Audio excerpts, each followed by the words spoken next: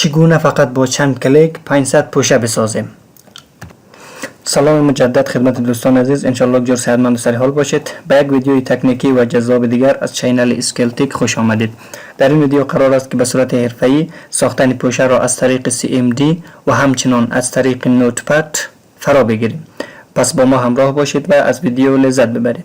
خب در ویدیوی گذشته ما در مورد کامپیوتر و همچنان در مورد دسکتاپ معلومات خیلی مختصر را ارائه کردیم و همچنان یک از راه‌های ساختن پوشه را و همچنان دیگر فایل ها را برای دوستا بیان کردیم. خب یک بار مرور میکنیم. برای ساختن پوشه گفتیم راست کلیک میکنیم. گفتیم در هر کامپیوتر یا تچ پد داره یا هم از ماوس استفاده میکنیم. تچ پد و ماوس هر دویشان دو تا کلیک دارد که راست کلیک و چپ کلیک داریم. ما وقت راست کلیک را ما فشار بدهیم این صفحه باز میشه. زمانی که صفحه باز شد بالای نیو میایم، همچنان زمانی که بالای نیو اومدیم این صفحه دیگه باز میشه. در این صفحه ما گزینه های خیلی زیاد میبینیم از جمله فولدر. زمانی که بالای فولدر کلیک کنیم و انتر را بزنیم یک فولدر برای ما ایجاد میشه. خب این راه بسیار ساده و راه بسیار ابتدایی برای ساختن فولدر است و اگر ما بخواهیم که چندین پوشه بسازیم، مثلا 100 تا پوشه یا 200 تا پوشه بسازیم، بسیار یک راه وقتگیر و همچنان یک راه غیر حرفه‌ای است. برای اینکه ما پوشه بسازیم خیلی وقتگیر میشه برای ما. خب به خاطر ما باید راههای ساده ساختن پوشه یاد بگیریم و همچنان یاد بگیریم که چطور در چند ثانیه چند صد پوشه را بسازیم. خب اولین راه و اولین تکلیک از طریق CMD می باشد که ما چگونه از طریق CMD میتوانیم پوشه بسازیم. و در CMD هم ما همراه حرفه‌ای داریم و همراه ساده داریم که چگونه بسازیم. خب برای اینکه CMD را باز کنیم اول بالای تگمه استارت منیو کلیک نموده و یا هم روی گزینه اینجا کلیک نموده. زمانی کلیک کنیم اینجا نوشته میکنیم راه ساده شمیست که نوشته کنیم CMD. زمانی که CMD نوشته کنیم نوشته میشه کاماند پرومپت. انتر میزنیم CMD باز میشه. زمانی که CMD باز شد یعنی صفحه CMD می باشد. در این صفحه ما میتوانیم بسیار دستورهای ساده را نوشته کنیم. زمان دستورهای ساده را نوشته میکنیم. بر اساس دستورهای ساده روی دسکتاپ ما پوشه ها ساخته میشه. خب ما اول میخوایم که دسکتاپ خود باز کنیم. نوشته میکنیم dir دایرکتوری نوشته میشه dir. این در قسمت شما میبینید این دسکتاپ ما میباشد. خب من نوشته میکنم cd desktop. این به این معنی که ما در داخل دسکتاپ خود باید وارد شیم. بعد از اینکه داخل دسکتاپ وارد شدیم در این صفحه میخوایم پوشه یاد کنیم dir. این پوشه هایی که در این صفحه دارم من این نوشته مثلا 100 شورت استوری این در اینجا میباشه، در روی دسکتاپ میباشه. همچنان هر پوشه که ما در دسکتاپ دارم در اینجا شما دیده میتونین. خب حالا میخوایم از اینجا ما پوشه بسازیم. چگونه پوشه ساخته میشه؟ از طریق CMD. خب اینجا حالا من نوشته میکنم براتون MD. دو تا دستور داریم. خب اولش که است make mkdir make دایرکتوری mkdir نوشته میکنیم فاصله بعد از فاصله نام پوشه را که میخوایم بسازیم نوشته میکنیم. اینجا نوشته میکنیم مثلا من علی. حال در دسکتاپ خود سیکو میبینیم در دسکتاپ یک پوشه اضافه شد به نام علی. این پوشه چه شد؟ اضافه شد، ما ساختیم. همینطور میتونیم یک دستور کوتاه دیگه نوشته کنیم mkdir یا نوشته میکنیم md فاصله. مثلا این دفعه نوشته میکنیم md حمید به نام حمید یک پوشه جور میکنیم md. اوکی. حالا روی دسکتاپ خود میبینیم چقدر زیبا. ببینید حمید پوشه به نام حمید ساخته شد. خوب یک از راههای بسیار ساده که از طریق CMD میتوانیم پوشه بسازیم و بسیار راه ساده باشد. همچنان میتوانیم چندین پوشه هم بسازیم فقط با همین دستور ساده. نوشته میکنیم md فاصله پوشه اولی رو مثلا نوشته میکنیم جمال فاصله پوشه دومی مثلا نوشته میکنم جلیل پوشه سومی رو مثلا نوشته میکنم مثلا کمال. انتر. حالا CMD قابلیت داره که هر سه پوشه را برای ما یک جای بسازه. سه که جمال و جلیل و کمال به این نام ها ما پوشه را ساختیم. این یک از راههای ساختن پوشه از طریق CMD بود که بسیار یک راه حرفه‌ای.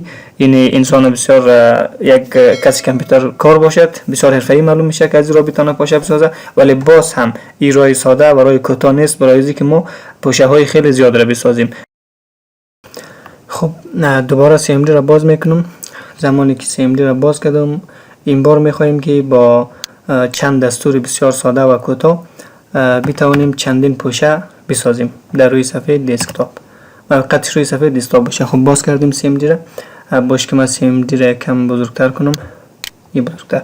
اینجا باز نوشته میکنیم هم دستور dir. زمانی که dir را میزنم اینه که فایل هایی که داخل زمین پروفایل ما است میره اینجا لیست کنم. تمام فایل ها اینجا لیست شد. ما میخوایم در کجا؟ در دسکتاپ وارد شوم. خب در CMD دستوری که تو را از یک نقطه به نقطه دیگه انتقال میده CD می باشد. CD on change directory. CD میزنم فاصله دسکتاپ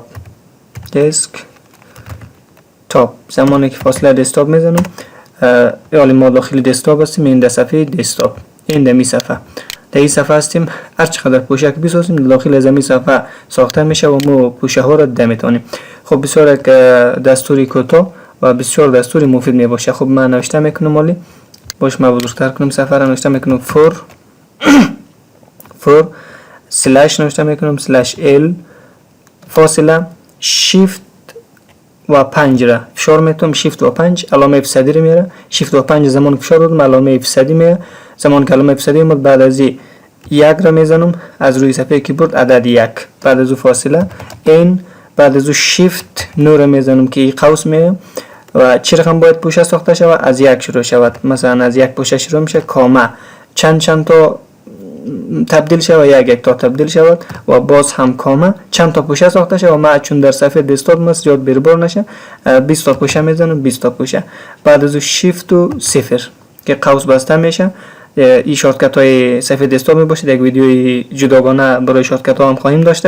بعد از فاصله دو نوشته میکنم دو md این میک دایرکتوری دو md. بعد از نام دلخواهی که برای پوشه خود میخوایم بتین. مثلا من نوشته میکنم پروژکت نام پوشه می. باز هم تگمه دی تگمه شیفت و پلاس 5 که علامه افسادی به. بعد از هم یک میزنیم و اینولی انتر. زمانی که انتر میزنیم خب پوشه ها ساخته شد. حالا میایم در صفحه دسکتاپ خود سعی میکنیم چند تا پوشه ساخته شده. این شما دوستای عزیز میبینید اینجا در صفحه دسکتاپ که چند تا پوشه 20 تا پوشه ساخته شده. این پروژکت 1 2 3 4 5 6 7 8 و الی 20. این 20 تا پوشه فقط با چند دستور ساده ما توانستیم بسازیم. خب این خیلی دستور ساده بود. خب به خاطر که موقعیت پوشه ها خیلی زود برای ما پیدا شه و یا قابل دسترسی باشه یک زمان نیاز میشه که در داخل یک پوشه ما چندین تا پوشه نیاز داشته باشیم. به خاطر پروژه های خود به خاطر فایل های خود داخل ما پوشه خاص کلیک میکنیم. مثلا مای پروژکت ما داخل از کلیک میکنیم. زمانی که داخل از کلیک کردین این در قسمت آدرس بار یا این قسمت آدرس بار میگه. از قسمت آدرس بار کلیک میکنم.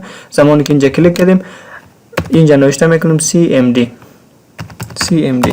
مستقیم در cmd تو رو دمی پوشه وارد میکنه. زمانی که در پوشه اومده تو دیگه هر چقدر پوشک بسازی فقط دمی صفحه ساخته. مثلا من نوشتم for/l فاصله بعد از shift و 5 میگیرم. shift و 5 که علامه افسادی باشد 1. بعد از باز هم فاصله n باز هم shift و 9 یک قوس 1 میزنم. باز هم کامه 1. باز هم چند تا پوشه مثلا من اینجا میخوایم 50 تا پوشه بسازم. shift و کامه 50 تا پوشه. بعد از هم shift و 0 میگیرم که قوس بسته شه و بعد از میزنم دو md. بعد از نام فایل خودم مثلا من منم یوتیوب نام پوشه می یوتیوب. باز shift 5 میگیرم که علامه افسادی باید. بعد از اون عدد 1 از روی کیبورد و بعد از اوکی.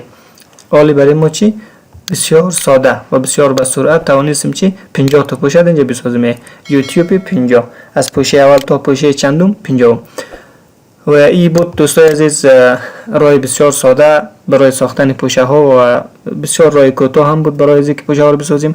خب اگر ویدیو مورد پسندتان قرار گرفت و از این ویدیو لذت بردید ویدیوهای ما را لایک نموده چینل رو سابسکرایب کنید و با نظریات زیبایتان ما رو زیادتر مشوق بسازید تا ویدیوهای جدید و تکنیک های جدید از نوتپد و از CMD برایتان آماده کنیم. خداوند یار و مددگارتان.